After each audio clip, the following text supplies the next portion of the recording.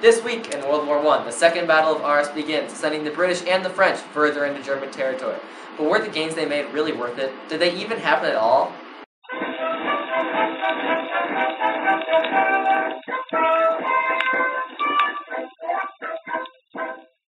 Last week, the British made great gains on the Western Front, winning the first phase of the Battle of Arras with help from the Canadians, who joined the fighting this week. Capturing villages previously controlled by the Germans, the Allies forced them to retreat, where they hunkered down and prepared for Phase 2. On the southern front, the British also made territorial gains, capturing Serra-i-Giq and taking 1,200 prisoners, taking the right bank of the Tigris River, a key strategic position. On the political side of things, the U.S. House of Representatives and the Senate passed the Old Glory Bill, which gave a $1.4 billion loan to the government in order to prepare for war.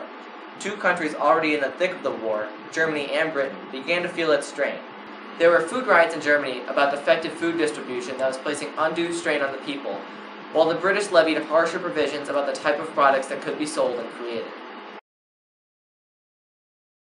As 1916 drew to a close, leaving in its place colder temperatures and worsened fighting conditions, the Allies hunkered down to repair and determine new strategies after suffering huge casualties at Verdun and Somme. The Russians, facing an increasingly turbulent situation at home, withdrew forces from a planned combined offensive in February of this year, relegating the task of attacking to British and French troops alone.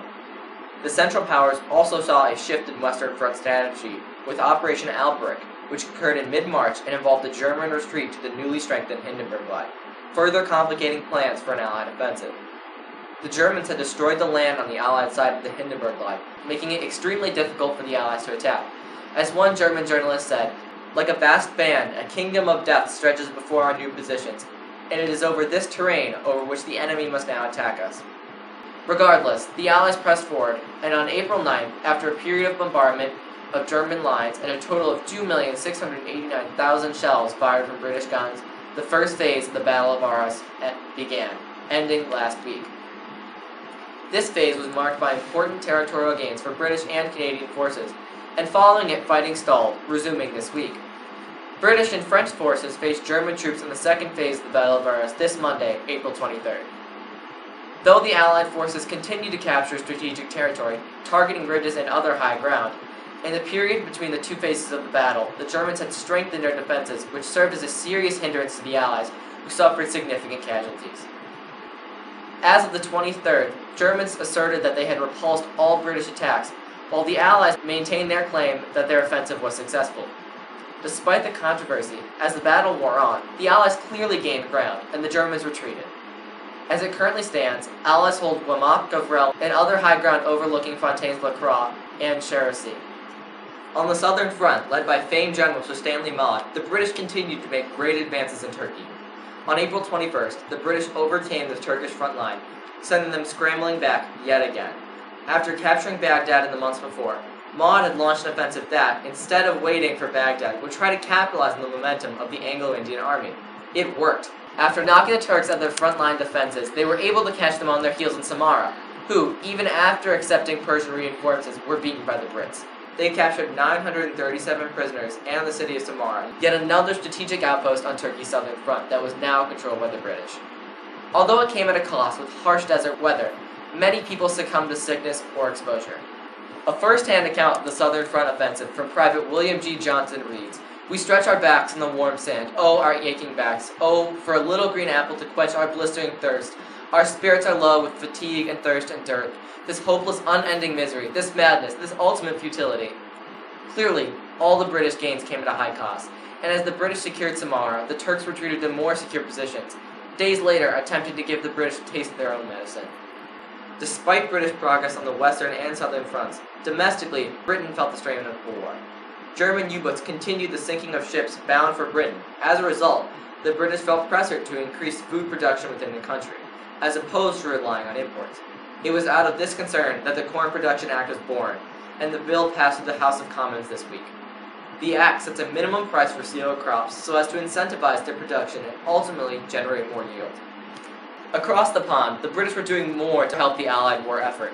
After the United States agreed to enter the war on April 6th, they now had to mobilize, a process that was long and arduous, and the British knew it.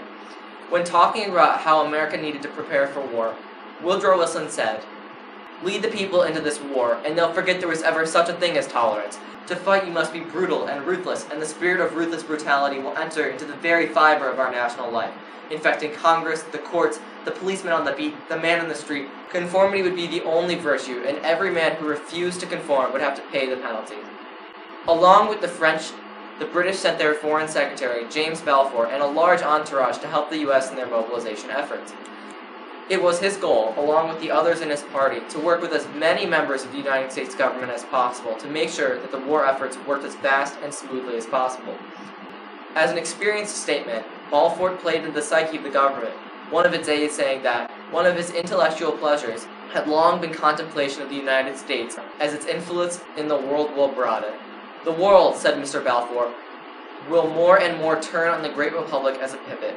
At one point in the trip, the group had 4 separate dinners scheduled at the exact same time with high-level members of the State Department and executive branch.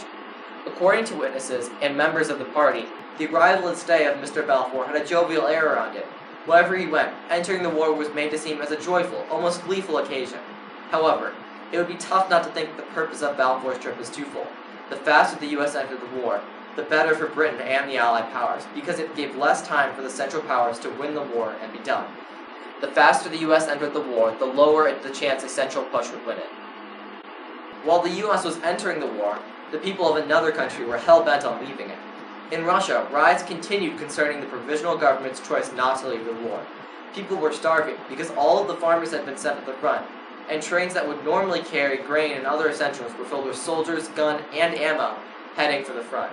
Riots had steadily grown after the February Revolution took place, and the new government announced its intent to stay in the war. The government was really beginning to see where the true power of the country lay. There were 100 million peasants in the country, nearly all of whom were illiterate and lived in isolated, squalorous villages. They had been taken advantage of by the upper class for generations, and their hatred for the government boiled over when they decided to stay in the war. The revolts became even more active around this time, because a couple weeks prior, the face of the communist movement, and the man who many of the rioters looked to as a leader, Vladimir Lenin, snuck back into the country after being exiled. As a ploy to get the Russians out of the war, or just to generally destabilize them, the Germans snuck him back into the country where he would work to tear down the provisional government and establish a new one, and pull Russia out of the war. To further add to the chaos, inside Russia, Ukraine, a part of Russia at the time, demanded independence. Ukraine was at the front lines of the Russian offensive in Germany and Austria-Hungary, and wanted autonomy so they could determine their own fate. The fighting consisted of many different forces: anarchists, nationalists, Bolsheviks, and the Russian Volunteer Army, just to name a few. One of the many greatly divided ethnic groups inside Russia had decided it was time to strike out on their own, and the nation of Ukraine was born. That's all for this week of April 20th. This week we saw Allied troops, specifically the British, make progress on the western and southern fronts, but not without a price. As the number of casualties continue to rise, will they continue pressing forward? How many soldiers will they sacrifice? As Germany continues to attempt to cut off British imports, will the British government's increased control of food production be enough to keep the country fed? Further west, the British and French missions reach the United States, and now the question becomes, when will American forces enter the war? And will they have a significant impact on the Allied cause? Tune back next week, and thanks for watching.